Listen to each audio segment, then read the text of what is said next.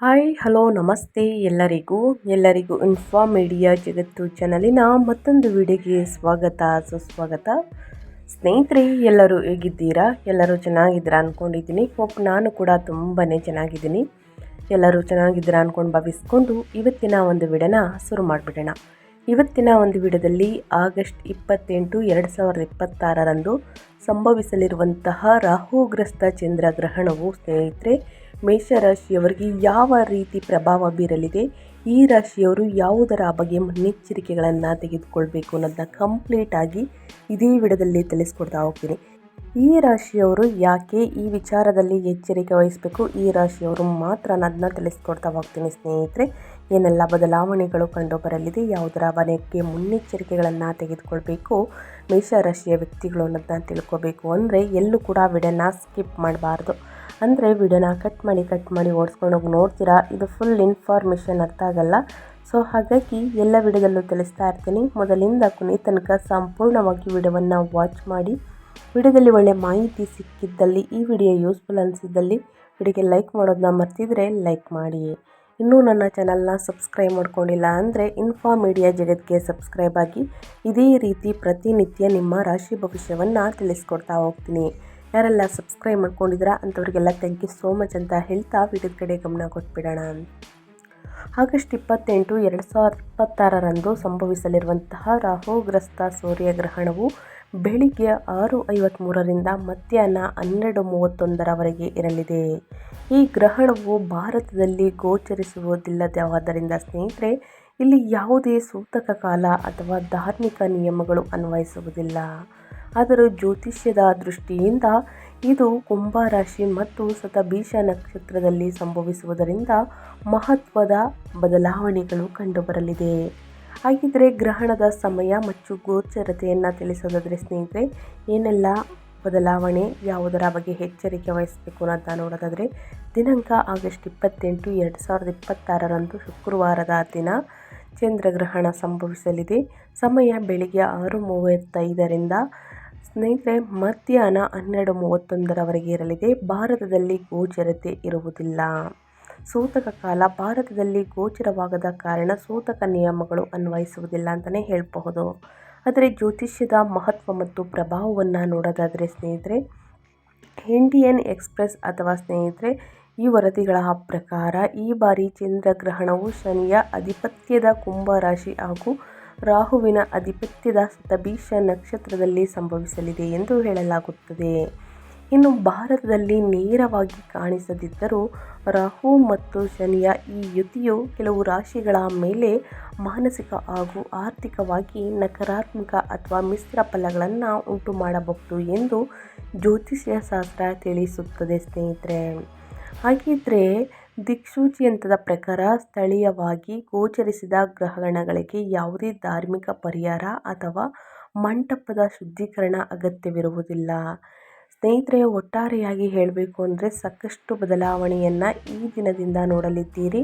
ಅಂದರೆ ಜ್ಯೋತಿಷ್ಯ ಶಾಸ್ತ್ರದ ಪ್ರಕಾರ ಭಾರತದಲ್ಲಿ ಚಂದ್ರಗ್ರಹಣ ಗೋಚರಿಸುತ್ತಿಲ್ಲ. ಆದರೆ ಸ್ನೇಹಿತರೆ, ಇದರ ಪ್ರಭಾವ 12 ರಾಶಿಯವರಿಗೆ ಒಂದಲ್ಲ ಒಂದು ರೀತಿಯಲ್ಲಿ ಇರಲಿದೆ. ಅದು ನಿಮ್ಮ ವೃತ್ತಿಯಲ್ಲಾಗಲಿ, ವ್ಯಾಪಾರ ವ್ಯವಹಾರದಲ್ಲಾಗಲಿ, ಹಣಕಾಸಿನಲ್ಲಾಗಲಿ, ಜೊತೆಗೆ ಮೇಯ್ನಾಗಿ ನಿಮ್ಮ ಹೆಲ್ತಲ್ಲಾಗಲಿ ಸ್ನೇಹಿತರೆ ಕಂಡು ಬರಲಿದೆ ಇದರ ಪ್ರಭಾವ ಅಂತಲೇ ಹೇಳ್ಬೋದು. ಹಾಗಿದ್ರೆ ಈ ದಿನದಿಂದ ಮೇಷರಾಶಿಯವರಿಗೆ ಯಾವುದರ ಬಗ್ಗೆ ಪ್ರಭಾವ ಬೀರಲಿದೆ, ಯಾವುದರ ವಿಷಯದ ಬಗ್ಗೆ ಎಚ್ಚರಿಕೆ ವಹಿಸಬೇಕು ಅನ್ನೋದನ್ನ ನೋಡ್ತಾ ಹೋಗೋಣ. ಮೊದಲನೇದಾಗಿ ಒಟ್ಟಾರೆಯಾಗಿ ಹೇಳೋದಾದರೆ, ಮೇಷರಾಶಿಯವರಿಗೆ ಆಗಸ್ಟ್ ತಿಂಗಳು ನಿಮ್ಮ ತೀವ್ರ ಸ್ವಾತಂತ್ರ್ಯ, ಪ್ರೀತಿ ಮತ್ತು ಸಹಜ ಉತ್ಸಾಹಕ್ಕೆ ದೊಡ್ಡ ಪರೀಕ್ಷೆಯಾಗಿದ್ದು, ತಕ್ಷಣದ ಕ್ರಮಕ್ಕಿಂತ ತಾಳ್ಮೆಯ ಅತ್ಯಗತ್ಯವೆಂದು ಪ್ರಮುಖ ಬದಲಾವಣೆಗಳು ಅಲೆಬೇಡುತ್ತದೆ. ನಿಮ್ಮ ರಾಶಿಯ ಅಧಿಪತಿಯಾದ ಮಂಗಳನು ನಿಮ್ಮ ಧೈರ್ಯ ಮತ್ತು ಸಂವಹನವನ್ನು ಹೆಚ್ಚಿಸಲು ವೇಗವಾಗಿ ಚಲಿಸುವುದರಿಂದ ನೀವು ಮುಂದೆ ನುಗ್ಗಿ ಅಡಚಣೆಗಳನ್ನು ಗೆಲ್ಲುವ ಪ್ರಬಲ ಒಲವನ್ನು ಅನುಭವಿಸಲಿದ್ದೀರಿ. ಅದಾಗ್ಯೂ ನಿಮ್ಮ 12ನೇ ಮನೆಯಲ್ಲಿ ಮುಂದುವರಿದಿರುವಂತಹ ಏಳೇನಾಟಿ ಶನಿಯ ಮೊದಲ ಹಂತದ ತೀವ್ರ ಹಿನ್ನೆಲೆಯು ಗುಪ್ತ ವಿಳಂಬಗಳು, ಏಕಾಂಗಿತನ ತರುವಂತಹ ಖರ್ಚುಗಳು ಮತ್ತು ಅನಿರೀಕ್ಷಿತ ಅಡೆತಡೆಗಳನ್ನು ಸೃಷ್ಟಿಸಿ ನಿಮ್ಮ ಎಂದಿನ ನೇರವಾದ ಧೋರಣೆಗೆ ಸವಾಲು ಒಡ್ಡುತ್ತದೆ. ಈ ತಿಂಗಳು ನಿಮ್ಮ ಉಗ್ರ ಮುನ್ನುಗ್ಗುವಿಕೆಯನ್ನು ಅಂದರೆ ಭಾವನಾತ್ಮಕ ಸ್ಥೈರ್ಯದೊಂದಿಗೆ ಸಮತೋಲನಗೊಳಿಸಬೇಕಾಗುತ್ತದೆ. ವಿಶೇಷವಾಗಿ ಹೇಳೋದಾದರೆ ಸ್ನೇಹಿತರೆ, ಸಾಕಷ್ಟು ಬದಲಾವಣೆ ಅಂತಲೇ ಹೇಳ್ಬೋದು. ನಿಮ್ಮ ಮನೆ ಮತ್ತು ಕುಟುಂಬ ಜೀವನದಲ್ಲಿ ಸುತ್ತ ಬಿಗುವಿನ ವಾತಾವರಣ ಹೆಚ್ಚಾದಾಗ ಇದು ಹೆಚ್ಚು ಪ್ರಮುಖವಾಗುತ್ತದೆ. ಆಳವಾಗಿ ಬೇರೂರಿರುವಂತಹ ಜವಾಬ್ದಾರಿಗಳು ಭಾರವೆನಿಸಿದರೂ ನಿಮ್ಮ ಸಾಮಾಜಿಕ ವಲಯಗಳು ಮತ್ತು ಕಿರಿಯ ಸಹೋದರರಿಂದ ಸಿಗುವ ಅದ್ಭುತ ಬೆಂಬಲವು ನಿಮಗೆ ಅಗತ್ಯವಿರುವ ಆಸರೆಯನ್ನು ನೀಡುತ್ತದೆ.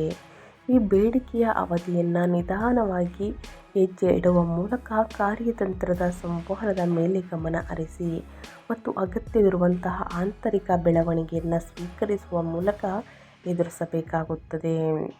ಇನ್ನು ರಾಹು ಮತ್ತು ಶನಿಯ ಪ್ರಭಾವ ಹೇಗಿರಲಿದೆ ಅನ್ನೋದನ್ನ ನೋಡೋದಾದರೆ, ಶನಿ 10 ಮತ್ತು 11ನೇ ಅಧಿಪತಿಯಾಗಿರುವಂತಹ ಶನಿ 12ನೇ ಮನೆಯಲ್ಲಿ ವಕ್ರಿಸ್ಥಾನ ಅಂತಲೇ ಹೇಳ್ಬೋದು. ಇಡೀ ತಿಂಗಳು ಸ್ನೇಹಿತರೆ ಏಕಾಂಗಿತನದ ಅವಧಿಗಳು, ಭಾರಿ ವೆಚ್ಚಗಳು ಮತ್ತು ವಿದೇಶಿ ಸಂಬಂಧಿತ ವೃತ್ತಿ ಜೀವನದ ವಿಳಂಬಗಳನ್ನು ದೀರ್ಘಕಾಲ ಮುಂದುವರಿಸುತ್ತದೆ. ಇದು ಕಟ್ಟುನಿಟ್ಟಾದ ವೈಯಕ್ತಿಕ ಶಿಸ್ತನ್ನು ಬಯಸುತ್ತದೆ. ಇನ್ನು ರಾಹು 11ನೇ ಮನೆಯಲ್ಲಿ ವಕ್ರಿ ಚಲನೆ ಅಂತಲೇ ಹೇಳ್ಬೋದು. ಇಡೀ ತಿಂಗಳು ಹಣಕಾಸಿನ ಲಾಭಕ್ಕಾಗಿ ಹಠಾತ್ ಅಸಾಂಪ್ರದಾಯಿಕ ಅವಕಾಶಗಳನ್ನು ಸೃಷ್ಟಿಸುತ್ತದೆ ಮತ್ತು ನಿಮ್ಮ ಪ್ರಭಾವಿ ಸಾಮಾಜಿಕ ಜಾಲಗಳನ್ನು ಗಣನೀಯವಾಗಿ ವಿಸ್ತರಿಸುತ್ತದೆ. ಇದು ಗ್ರಹಗಳ ಸಂಚಾರ ಮತ್ತು ಗ್ರಹಗಳ ಸ್ಥಾನ ಬದಲಾವಣೆಯಿಂದ ಆಗುವಂತಹ ಬದಲಾವಣೆ. ಇನ್ನು ಆಗಸ್ಟ್ 28ರ ನಂತರ ಸಾಕಷ್ಟು ಬದಲಾವಣೆಯನ್ನು ನೋಡಲಿದ್ದೀರಿ. ಯಾಕಂದರೆ ಮಂಗಳನು ಸ್ನೇಹಿತರೆ, ನಿಮ್ಮ ವೃತ್ತಿ ಜೀವನದ ಬಗ್ಗೆ ಹೇಳೋದಾದರೆ, ಮಂಗಳನು ನಿಮ್ಮ 3ನೇ ಮನೆಗೆ ಪ್ರವೇಶಿಸುತ್ತಿದ್ದಂತೆ ನಿಮ್ಮ ಸಹಜ ಚೈತನ್ಯವು ಉಕ್ಕಿ ಹರಿಯುತ್ತದೆ. ವೃತ್ತಿಪರ ಅಡಚಣೆಗಳನ್ನು ಎದುರಿಸಲು ಅಗತ್ಯವಿರುವಂತಹ ಧೈರ್ಯ ಮತ್ತು ಶಕ್ತಿಯನ್ನು ತರುತ್ತದೆ. ನಿಮ್ಮ 12ನೇ ಮನೆಯಲ್ಲಿ ಮುಂದುವರೆದಿರುವ ಏಳಿನಾಟಿ ಶನಿಯ ಮೊದಲ ಹಂತದಿಂದ ಉಂಟಾಗುವ ನಿರಂತರ ವಿಳಂಬಗಳನ್ನು ಮೀರಿ ಮುನ್ನುಗ್ಗಲು ನೀವು ಹೆಚ್ಚು ಪ್ರೇರೇಪಿತರಾಗುವಿರಿ. ಶನಿಯು ಅಪಾರ ಶಿಸ್ತನ್ನು ಬಯಸುತ್ತದೆ ಮತ್ತು ವಿದೇಶಿ ಸಂಬಂಧಿತ ವೃತ್ತಿ ಜೀವನದ ಏಕಾಂಗಿತನವನ್ನು ತರಬಹುದಾದರೂ ನಿಮ್ಮ ದೃಢವಾದ ಸಂವಹನವು ನಿಮ್ಮ ಪ್ರಯತ್ನಗಳನ್ನು ಗುರುತಿಸಲ್ಪಡುವಂತೆ ಖಚಿತಪಡಿಸುತ್ತದೆ. ಬಾಕಿ ಕೆಲಸಗಳನ್ನು ಸಕ್ರಿಯವಾಗಿ ತೆರವುಗೊಳಿಸಲು ಈ ಶಕ್ತಿಯು ವರ್ಧನೆಯನ್ನು ಬಳಸಿ, ಆದರೆ ಅಧಿಕಾರದಲ್ಲಿರುವವರೊಂದಿಗೆ ಅನಾವಶ್ಯಕ ವಾದವಿವಾದಗಳನ್ನು ತಪ್ಪಿಸಬೇಕಾಗುತ್ತದೆ. ಇನ್ನು ಶನಿಯ ಮುಂದುವರಿದ ಭಾರವಾದಂತಹ ಒತ್ತಡದ ಹೊರತಾಗಿಯೂ ನಿಮ್ಮ 11ನೇ ಮನೆಯಲ್ಲಿ ರಾಹುವಿನ ವಕ್ರ ಸಂಚಾರವು ಅತ್ಯುತ್ತಮ ಸಮತೋಲನವನ್ನು ನೀಡುತ್ತದೆ ಮತ್ತು ಹಠಾತ್ ಹಾಗೂ ಅಸಾಂಪ್ರದಾಯಿಕ ಲಾಭಗಳನ್ನು ಉಂಟುಮಾಡುತ್ತದೆ. ಅಧಿಕೃತ ಕಚೇರಿ ಕೆಲಸಗಳು ಅಡಚಣೆಗಳನ್ನು ದಾಟಲು ನೀವು ವಿಸ್ತಾರವಾದಂತಹ ವೃತ್ತಿಪರ ನೆಟ್ವರ್ಕ್ಗಳು ಮತ್ತು ಹಿರಿಯ ಮಾರ್ಗದರ್ಶಕರನ್ನು ಅವಲಂಬಿಸಬೇಕಾಗುತ್ತದೆ ಸ್ನೇಹಿತರೆ. ಇನ್ನು ಏತನ್ಮಧ್ಯೆ ತಿಂಗಳ ಮಧ್ಯದಿಂದ ಸೂರ್ಯನು ನಿಮ್ಮ 5ನೇ ಮನೆಗೆ ಚಲಿಸುವುದು ನಿಮ್ಮ ಗಮನವನ್ನು ಸೃಜನಶೀಲ ಬುದ್ಧಿವಂತಿಕೆಯ ಕಡೆಗೆ ತಿರುಗಿಸುತ್ತದೆ. ಈ ಅದ್ಭುತ ಕಾರ್ಯತಂತ್ರಗಳನ್ನು ರೂಪಿಸಲು ಸಹಾಯವನ್ನು ಮಾಡುತ್ತದೆ.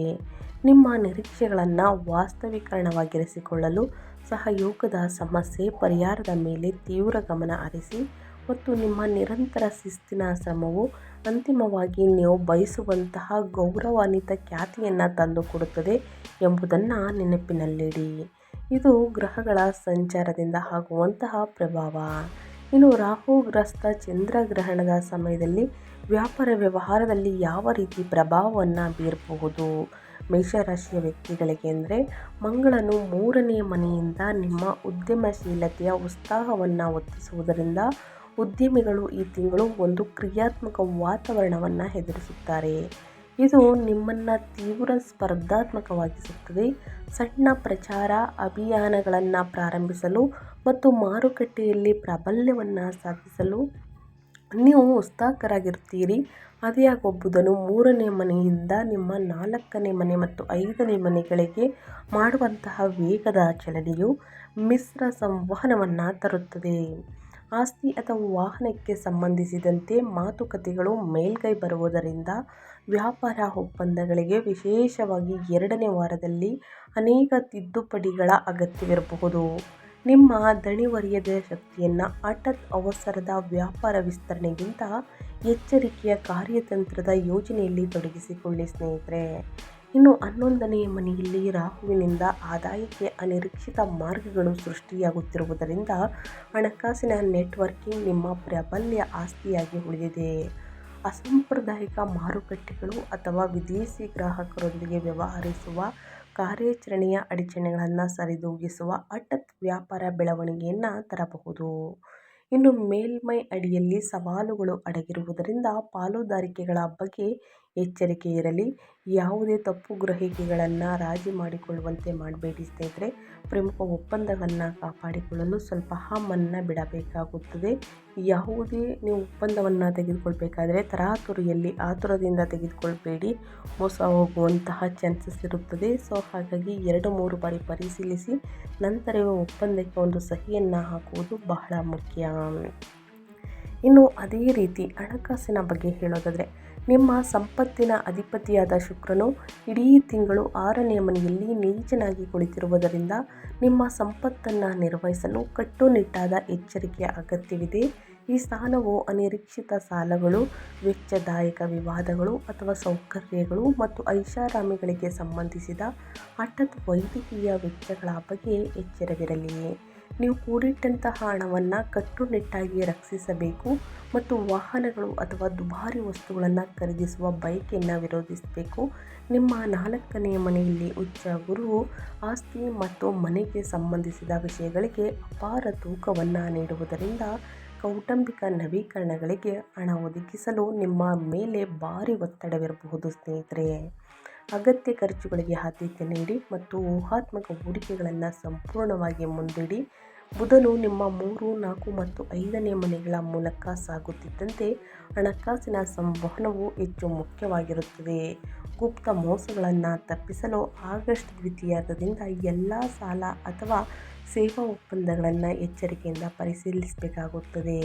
ಇನ್ನು ಆಗಸ್ಟ್ ದ್ವಿತೀಯಾರ್ಧದಲ್ಲಿ ಸೂರ್ಯನ ಸಂಚಾರ ನಿಮ್ಮ 5ನೇ ಮನೆಗೆ ಸಾಗುವುದು ನಿಮ್ಮನ್ನು ಅಪಾಯಕಾರಿ ಸ್ಟಾಕ್ ಮಾರುಕಟ್ಟೆ ಸಾಹಸಗಳಲ್ಲಿ ಜೂಜಾಡುವಂತೆ ಪ್ರಚೋದಿಸಬಹುದು.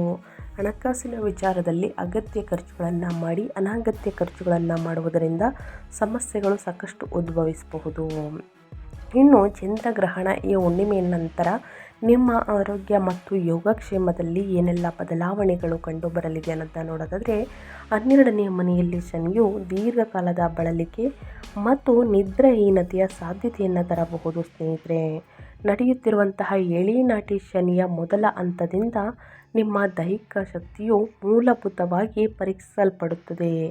ಇದು ಒಟ್ಟಾರೆ ಯೋಗಕ್ಷೇಮದ ಮೇಲೆ ಪರಿಣಾಮ ಬೀರುವಂತಹ ದೀರ್ಘಕಾಲದ ಏಕಾಂಗಿತನ ಅಥವಾ ಆಳವಾದಂತಹ ದುಃಖದ ಭಾವನೆಯನ್ನು ನೀವು ಅನುಭವಿಸಬಹುದು. ಅದೃಷ್ಟವಶಾತ್ 3ನೇ ಮನೆಯಲ್ಲಿರುವ ನಿಮ್ಮ ರಾಶಿಯ ಅಧಿಪತಿಯಾಗಿರುವಂತಹ ಮಂಗಳನು ಜಡತೆಯನ್ನು ಹಿಮ್ಮೆಟ್ಟಿಸಲು ಅಗತ್ಯವಾದ ಸ್ನಾಯು ಶಕ್ತಿ ಮತ್ತು ಮಾನಸಿಕ ಧೈರ್ಯವನ್ನು ಒದಗಿಸುತ್ತದೆ. ಆದಷ್ಟು ಕಟ್ಟುನಿಟ್ಟಾದ ದೈನಂದಿನ ದಿನಚರಿಗೆ ಬದ್ಧರಾಗಿರಿ. ಸಾಕಷ್ಟು ವಿಶ್ರಾಂತಿಗೆ ಆದ್ಯತೆ ನೀಡಿ ಮತ್ತು ಹಠಾತ್ ಅಪಘಾತಗಳಿಗೆ ಕಾರಣವಾಗುವ ಕಠಿಣ ಚಟುವಟಿಕೆಗಳನ್ನು ತಪ್ಪಿಸಬೇಕಾಗುತ್ತದೆ. ಅದೇ ರೀತಿ ಆಗಸ್ಟ್ ಸ್ನೇಹಿತರೆ 28ರ ನಂತರ 4ನೇ ಮನೆಯ ಮೂಲಕ ಸೂರ್ಯನ ಸಂಚಾರವು ಎದೆಗೆ ಸಂಬಂಧಿಸಿದ ದುರ್ಬಲತೆಗಳು ಮತ್ತು ಸಾಮಾನ್ಯ ಭಾವನಾತ್ಮಕ ಅಶಾಂತಿಯನ್ನು ಎತ್ತಿ ತೋರಿಸುತ್ತದೆ. ಚಂದ್ರಗ್ರಹಣ ಹುಣ್ಣಿಮೆ ನಂತರ ಸಾಕಷ್ಟು ಸಮಸ್ಯೆಗಳು ನಿಮ್ಮನ್ನು ಕಾಡಬಹುದು. ನೀವು ಹೊಟ್ಟೆಯ ಸಮಸ್ಯೆಯನ್ನು ನೋಡ್ಬೋದು, ಆಮ್ಲೀಯತೆ, ಉಷ್ಣತೆ ಅಥವಾ ಸೌಮ್ಯ ಕಣ್ಣಿನ ಆಯಾಸಕ್ಕೆ ಸಂಬಂಧಿಸಿದ ಸಮಸ್ಯೆಗಳನ್ನು ಅನುಭವಿಸ್ಬೋದು. ನಿಮ್ಮ ಆಹಾರ ಕ್ರಮದ ಬಗ್ಗೆ ಹತ್ತಿರದಿಂದ ಗಮನ ಕೊಡಿ ಮತ್ತು ನಿಮ್ಮ ದೇಹದಲ್ಲಿ ಉರಿಯೂತ ಉಂಟು ಮಾಡುವಂತಹ ಅತಿಯಾದ ಮಸಾಲೆಯುಕ್ತ ಆಹಾರವನ್ನು ತಪ್ಪಿಸಿ. ಶನಿಯ ಪ್ರಭಾವ, ರಾಹುವಿನ ಪ್ರಭಾವ ಇರುವ ಕಾರಣ ತೀವ್ರವಾದ ಮಾನಸಿಕ ಒತ್ತಡವನ್ನು ನಿರ್ವಹಿಸಲು ಪ್ರತಿದಿನ ಧ್ಯಾನ ಅಥವಾ ಹಗುರವಾದ ಯೋಗದಂತಹ ಶಾಂತಗೊಳಿಸುವಂತಹ ಅಭ್ಯಾಸಗಳನ್ನು ಅಳವಡಿಸಿಕೊಳ್ಳಿ. ಈ ತಿಂಗಳು ತೀವ್ರ ಸ್ನೇಹಿತರೆ ಸವಾಲಿನ ಜ್ಯೋತಿಷ್ಯದ ವಾತಾವರಣದ ದೈಹಿಕವಾಗಿ ಬಳಲಿಸುವಂತಹ ಪರಿಣಾಮಗಳು ಸ್ನೇಹಿತರೆ ವಿರುದ್ಧ ಭಾವನಾತ್ಮಕ ಶಾಂತಿಯನ್ನು ಕಾಪಾಡಿಕೊಳ್ಳುವುದು ನಿಮ್ಮ ಅತ್ಯುತ್ತಮ ರಕ್ಷಣೆಯಾಗಿದೆ ಅಂತಲೇ ಹೇಳಬಹುದು. ಇನ್ನು ಸ್ನೇಹಿತರೆ ಚಂದ್ರಗ್ರಹಣ ಭಾರತದಲ್ಲಿ ಗೋಚರಿಸುವುದಿಲ್ಲ. ಆದರೆ ಮಹಿಳೆಯರು, ಗರ್ಭಿಣಿ ಮಹಿಳೆಯರು, ಬಾಣಂತಿಯರು ಸ್ವಲ್ಪ ಎಚ್ಚರಿಕೆ ಇರಲಿ. ಈ ದಿನ ಮಕ್ಕಳು ಬೀಳದಂತೆ ನೋಡ್ಕೊಳ್ಳಿ ಸ್ನೇಹಿತರೆ. ಸೊ ಹಾಗಾಗಿ ಸಾಕಷ್ಟು ಸಮಸ್ಯೆಗಳನ್ನು ನೀವು ತಂದುಕೊಳ್ಬೇಡಿ ಅಂತ ಹೇಳ್ತಾ, ಈ ದಿನ ಏನೆಲ್ಲ ಪರಿಹಾರವನ್ನು ಮಾಡಬೇಕು ಅಂದರೆ ಗ್ರಹಣ ಮುಗಿದ ನಂತರ ಅಂದರೆ ಅಹಮನ್ನ ಘರ್ಷಣೆಗಳನ್ನು ತಣ್ಣಗಾಗಿಸಲು ಮತ್ತು ನಿಮ್ಮ ಶಕ್ತಿಯನ್ನು ಬೆಂಬಲಿಸಲು ಪ್ರತಿದಿನ ಭಾನುವಾರ ಅಥವಾ ಸ್ನೇಹಿತರೆ ಗ್ರಹಣ ಮುಗಿದ ನಂತರ ಸೂರ್ಯೋದಯದ ಸಮಯದಲ್ಲಿ ಸೂರ್ಯ ದೇವರಿಗೆ ಅರ್ಘ್ಯವನ್ನು ನೀಡಿ ಗೋಧಿ ಮತ್ತು ಬೆಲ್ಲವನ್ನು ಹಳದಿ ವಸ್ತುಗಳನ್ನು ದಾನ ಮಾಡಿ ಮತ್ತು ಅಧಿಕಾರ ಸಂಘರ್ಷಗಳು ಅಥವಾ ಶೈಕ್ಷಣಿಕ ಅಭದ್ರತೆಗಳನ್ನು ನ್ಯಾವಿಗೇಟ್ ಮಾಡಲು ಆದಿತ್ಯ ಹೃದಯ ಸ್ತೋತ್ರವನ್ನು ಪಠಿಸಬೇಕಾಗುತ್ತದೆ. ಇನ್ನು ರಾಹುಗ್ರಸ್ತ ಸೂರ್ಯಗ್ರಹಣ ಇರುವ ಕಾರಣ ಗ್ರಹಣದ ಸಮಯದಲ್ಲಿ ರಾಹು ಮಂತ್ರವನ್ನು ಜಪಿಸುವುದು ಬಹಳ ಮುಖ್ಯ ಸ್ನೇಹಿತರೆ. ಇನ್ನು ಅದೇ ಥರ ನಡೆಯುತ್ತಿರುವಂತಹ ಏಳಿನಾಟಿ ಶನಿಯ ಏಕಾಂಗಿತನವನ್ನು ಸರಾಗಗೊಳಿಸಲು ಶನಿವಾರದಂದು ಶಿವನಿಗೆ ಎಳ್ಳೆಣ್ಣೆಯ ದೀಪವನ್ನು ಹಚ್ಚಿ ಬಡವರಿಗೆ ಅನ್ನದಾನ ಮಾಡಿ ಮತ್ತು ಅನಿರೀಕ್ಷಿತ ವೆಚ್ಚಗಳು ಹಾಗೂ ದೀರ್ಘಕಾಲದ ಬಳಲಿಕೆಯನ್ನು ತಗ್ಗಿಸಲು ದಶರಥ ಶನಿ ಸ್ತೋತ್ರವನ್ನು ಪಠಿಸಿ. ಇನ್ನು ಭಾರಿ ಕೌಟುಂಬಿಕ ಒತ್ತಡಗಳನ್ನು ನಿರ್ವಹಿಸಲು ಗುರುವಾರದಂದು ಶ್ರೀ ಮೂರ್ತಿಯನ್ನು ಪೂಜಿಸಿ ಅರಿಶಿಣ ಮತ್ತು ಕಡಲೆಬೇಳೆಯನ್ನು ದಾನ ಮಾಡಿ ಮತ್ತು ಬಡವರಿಗೆ ನಿರ್ಗತಿಕರಿಗೆ ಹೊದಿಕೆ ಅಂದರೆ ಸ್ನೇಹಿತರೆ ಬೆಡ್ಶೀಟ್ ಕಂಬಳಿಯನ್ನು ದಾನ ಮಾಡಿ ಶನಿದೇವರನ್ನು ಪ್ರಾರ್ಥಿಸಿ ಶನಿವಾರದಂದು ಶನಿದೇವರಿಗೆ ಎಳ್ಳೆಣ್ಣೆಯಿಂದ ತೈಲಾಭಿಷೇಕವನ್ನು ಮಾಡಿಸಿ ಈ ಸಣ್ಣ ಪುಟ್ಟ ಪರಿಹಾರಗಳನ್ನು ಮಾಡಿ ನಿಮ್ಮ ಸಮಸ್ಯೆಗಳು ಕಡಿಮೆಯಾಗಲಿದೆ ಅಂತ ಹೇಳ್ತಾ ವಿಡಿಯೋವನ್ನು ಎಂಡ್ ಮಾಡ್ತಾ ಇದ್ದೀನಿ. ಇವತ್ತಿನ ಒಂದು ವಿಡಿಯೋದಲ್ಲಿ ಸಂಪೂರ್ಣ ಮಾಹಿತಿ ಸಿಕ್ಕಿದ್ದಲ್ಲಿ ವಿಡಿಯೋಗೆ ಲೈಕ್ ಕಮೆಂಟ್ ಶೇರ್ ಮಾಡಿ ನಿಮ್ಮ ಅಭಿಪ್ರಾಯವನ್ನು ಕಮೆಂಟ್ ಬಾಕ್ಸಲ್ಲಿ ತಿಳಿಸಿ ಸಬ್ಸ್ಕ್ರೈಬ್ ಮಾಡ್ಕೊಂಡು ವಿಡಿಯೋವನ್ನು ವಾಚ್ ಮಾಡಿ ಅಂತ ಹೇಳ್ತಾ ಮತ್ತೊಂದು ವಿಡಿಯೋದಲ್ಲಿ ಸಿಗ್ತೀನಿ. Thank you for watching.